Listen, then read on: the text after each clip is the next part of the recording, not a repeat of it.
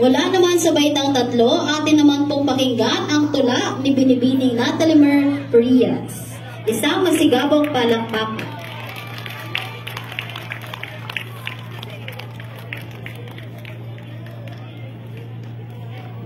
Magandang hapon po sa inyong lahat. Ako po si Natalimer Labrador Frias.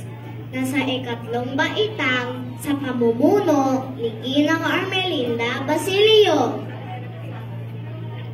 Ako, ikaw, tayo. Tayong lahat ay Pilipino. Bansang Pilipinas ang siyang idolo. Ipinagmamalaki sa buong mundo.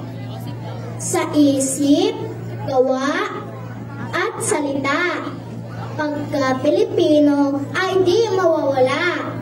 Lahat ng ginagawa ay ikatutuwa ng bayang Pilipinas na iyong mutya. Isa ang lahing ating pinagmulan, kaya't nararapat na tulungan.